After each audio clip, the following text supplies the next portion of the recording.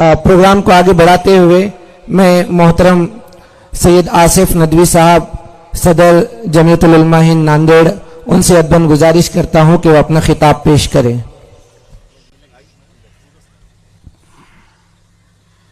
बिस्मिल्लाहिर्रहमानिर्रहीम। अल्हम्दुलिल्लाहिल्लज़ी लम यत्तखिज़ वलदा वलम यकुल लहू शरीकुन फिल मुल्कि वलम यकुल लहू वलिय्युम मिनज़-ज़ुल्लि वकब्बिरहु तकबीरा। वस्सलातु वस्सलामुल अतम्मानिल अकमलानि अला सय्यिदिना व हबीबिना व नबिय्यिना मुहम्मद व अला आलिहि व सहबिहि अजमईन, अम्मा बाद। क़ाल अल्लाहु तबारक व तआला अऊज़ु बिल्लाहि मिनश शैतानिर रजीम, बिस्मिल्लाहिर रहमानिर रहीम। क़द अफ़लह मन ज़क्काहा व क़द ख़ाब मन दस्साहा। सदक़ल्लाहु मौलानल अज़ीम। वक़ाल रसूलुल्लाहि सल्लल्लाहु अलैहि व आलिहि वसल्लम, सबअतुन युज़िल्लुहुमुल्लाहु फ़ी ज़िल्लिहि यौम ला ज़िल्ल इल्ला ज़िल्लुहु, इमामुन आदिल व शाबुन नशअ फ़ी इबादतिल्लाह, औ कमा क़ाल अलैहिस्सलातु वस्सलाम। मुहतरम अमीर हल्का मौलाना इलियास फलाही साहब, इज़्ज़त माब जनाब अब्दुल जलील साहब, जनाब बिरादरम ज़ुबैर साहब, स्टेज पर रौनक अफरोज़ तमाम ही मुअज़्ज़ज़ अहबाब, हाज़रीन किराम और इफ़्फ़त माब पर्दा नशीन ख़वातीन और माओ और बहनों, अल्लाह ताला ने हमें ये जो ज़िंदगी दी है, ये ज़िंदगी अल्लाह ताला की बहुत बड़ी नेमत है जो उसने हमें अता की है। और इस नेमत की सही कदरदानी, इस ज़िंदगी को पाकीज़गी के साथ, अच्छे अखलाक के साथ, अच्छे आमाल के साथ और खैर व खूबी के साथ गुजार कर ही की जा सकती है। चुनांचे इसी मकसद के हुसूल की खातिर मुझ आजिज़ को जो मौजू दिया गया है कि नौजवान और पाकीज़ा किरदार, मैं कोशिश करूंगा कि अपने महदूद वक्त में इस हवाले से कुछ बातें आपके गोशे गुजार कर सकूं। सबसे पहले तो ये मैं आपको बता दूं कि अल्लाह ताला ने हमें ये जो ज़िंदगी दी है, ये ज़िंदगी बहुत महदूद ज़िंदगी है, बहुत मुख्तसर ज़िंदगी है।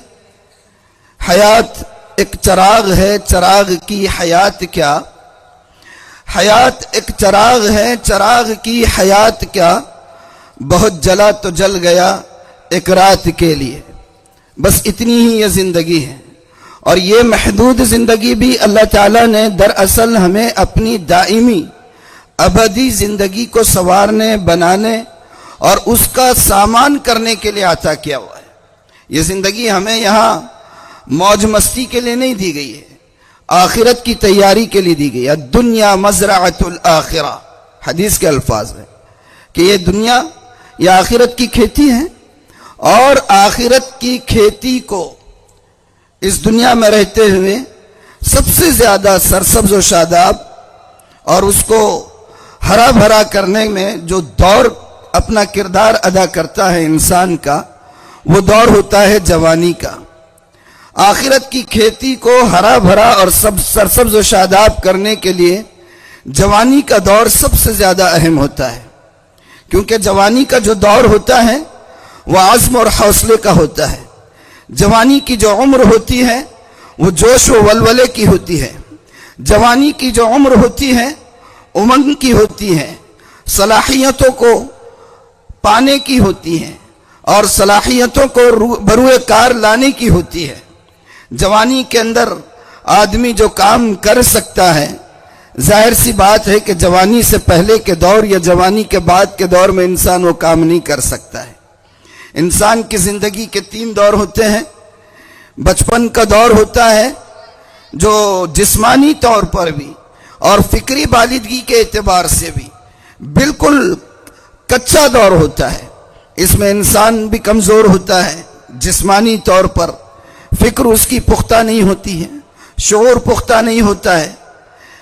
آپ دیکھ لیجئے کہ مرغی کے انڈے سے چوزا جب باہر نکلتا ہے تو اس چوزے کو دانہ چگنے کے لیے کسی ٹریننگ کی ضرورت نہیں ہوتی ہے، انڈے کے خول سے باہر آتا ہے اور وہ دانے دکنے کی طرف جو ہے چگنے کی طرف دوڑ لگانا شروع کر دیتا ہے۔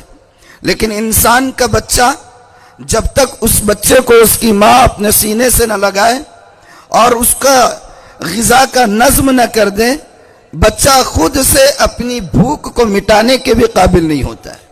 تو بچپن کا دور یہ ہوتا ہے، اور بڑھاپے کا دور، جو کمزوری بچپن میں ہوتی ہے وہی کمزوری بڑھاپے میں لوٹ آتی ہے۔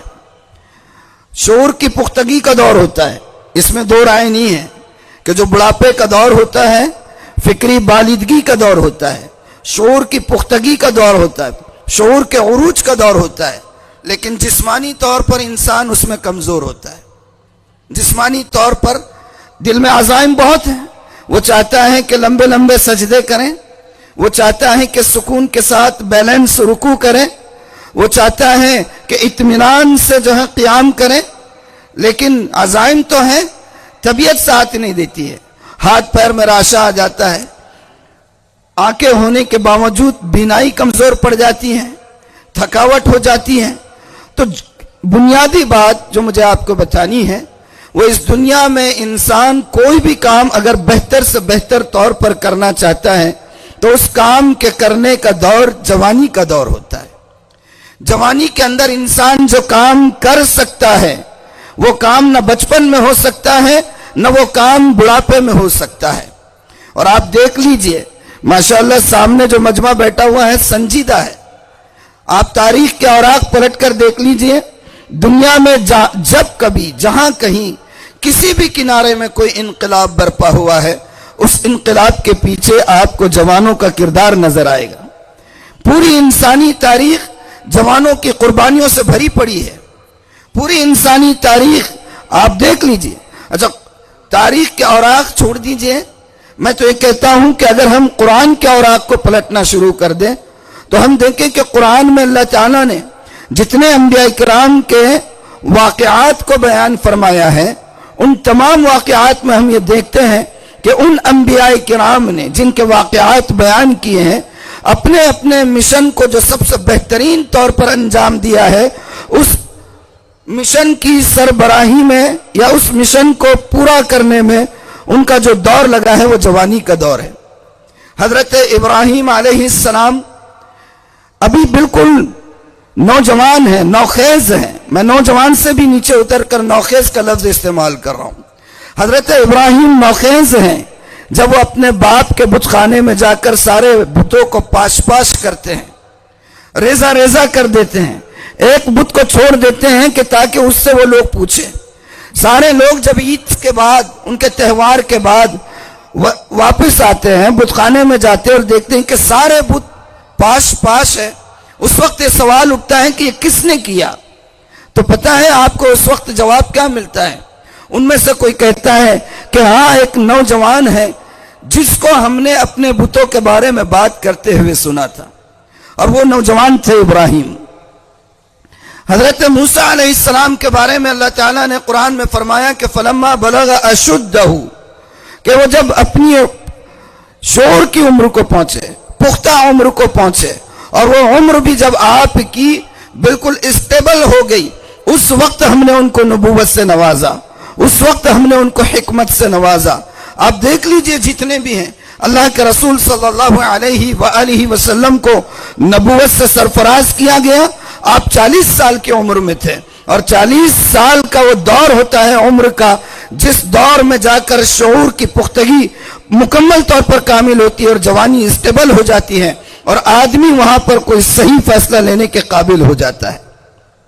اب آج جن حالات سے ہم جوجھ رہے ہیں، جو کیفیت ہمارے معاشرے کی ہے، ہمیں اکثر ابھی امیر محترم نے بہت تفصیل سے باتیں کی ہیں، اکثر ہمارا رونا یہ ہوتا ہے کہ ہمارے سامنے مسائل کا حل ہمیں نہیں ملتا ہے، محنتیں کرتے ہیں، ہماری محنتیں ثمر آور نہیں ہوتی ہے۔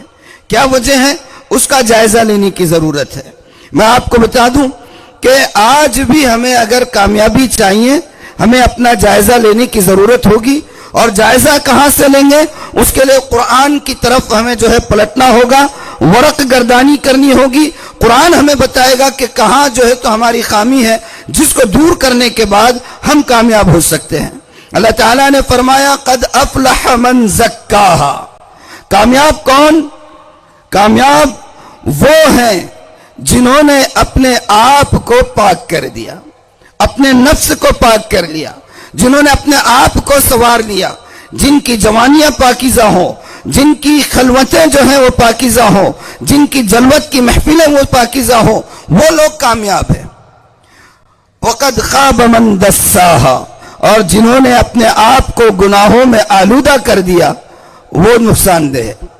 آج عزائم بہت ہے, جوش و خروش بہت ہیں, محنتیں بھی بہت ہیں, لیکن سچی بات یہ ہے کہ جو پاکیزگی قرآن کو مطلوب ہے, جو دلوں کی صفائی اللہ کو منظور ہے, کہیں نہ کہیں ہم اس میں کم پڑتے چلے جا رہے ہیں. آج ضرورت یہ ہے کہ ہم اپنے دلوں کی صفائی کا اہتمام کریں. حضرت ابراہیم علیہ السلام نے جو بتوں کو پاش کیا تھا نوجوانی کے دور میں, نوخیز عمر میں, اور اس کی پاداش میں, میں پاداش کا لفظ استعمال کروں حالانکہ کہنا نہیں چاہیے, اور اس کی پاداش میں انہیں آگ کے لاوے میں پھینک دیا گیا تھا, لیکن اس میں اللہ تعالیٰ نے انہیں سلامت رکھا. اللہ تعالیٰ نے انہیں سلامت رکھا. کیوں؟ ان کا جو دل کی پاکیزگی تھی اس کی وجہ سے. اقبال نے اسی کی طرف شاید اشارہ کیا تھا, آج بھی ہو جو براہیم سے ایما پیدا, آگ کر سکتی ہے انداز گلستہ پیدا. تو اپنی تنہائیوں کو, اپنے دلوں کو پاک کرنا ہوگا. اس کے لیے میں چند 2-3 باتیں جو تھوڑا سا میں نے غور کرنے کے بعد, ورق گردانی کرنے کے بعد مجھے لگا ہے کہ نوجوانوں کے نظر کرنا چاہیے کہ ان کو اپنا کر جو ہے ہم اپنے دلوں کے اندر پاکیزگی پیدا کر سکتے ہیں. نمبر 1, خوف خدا پیدا کریں. تنہائی ہو, خلوت ہو, جلوت ہو, ہر وقت اللہ کا استحضار اگر ہمارے دلوں میں آ جائے تو یقین مانیے کہ دل پاک ہو جائیں گے. بہادر شاہ ظفر نے کہا تھا کہ ظفر اسے آدمی نہ جانیے گا, ہو وہ کتنا ہی صاحب فہم و ذکا, جسے عائش میں یاد خدا نہ رہی, جسے طیش میں خوف خدا نہ رہا. تو پہلی بات میں یہ کہنا چاہوں گا, خوف خدا پیدا کرے. دوسری بات, نمازوں کا اہتمام. ہم بہت کام کرتے ہیں, رفاہی کام ہو رہے ہیں, سوشل ورک ہو رہا ہے, سب کچھ ہو رہا ہے, لیکن اکثر یہ دیکھا جاتا ہے کہ جو فرائض ہیں اس سے پہلو طے ہوتی ہے. نماز کے بارے میں اللہ تعالیٰ نے کہا کہ ان الصلاۃ تنہی عن الفحشاء والمنکر. نماز بے حیائی سے روکتی ہے, برائی سے روکتی ہے, خرابیوں سے دور کرتی ہے انسان کو. نماز کا اہتمام کرے. تیسری چیز, اچھی صحبت, اچھی سنگت. اللہ کے رسول صلی اللہ علیہ وسلم کا ارشاد ہے, آپ نے فرمایا کہ بہترین دوست, اچھا دوست ایک مشک فروش کی طرح ہوتا ہے, عطر فروش کی طرح ہوتا ہے, کہ آپ اگر اس کے پاس بیٹھ بھی گئے تو آپ معطر ہو جائیں گے, آپ معطر ہو جائیں گے. تو یہ 2-3 چیزیں تھیں, ان چیزوں کا خیال کریں اور اپنے اندر, اپنے دل کے اندر پاکیزگی کا خیال کریں. وقت بہت محدود ہے, 1-2 منٹ زائد ہی ہو گئے شاید. بہرحال اس محدود وقت کو پیش نظر رکھتے ہوئے میں اپنی بات کو یہاں لپیٹتا ہوں. اللہ تعالی ہم تمام کو عمل کی توفیق عطا فرمائے. وآخر دعوانا الحمد للہ رب العالمین.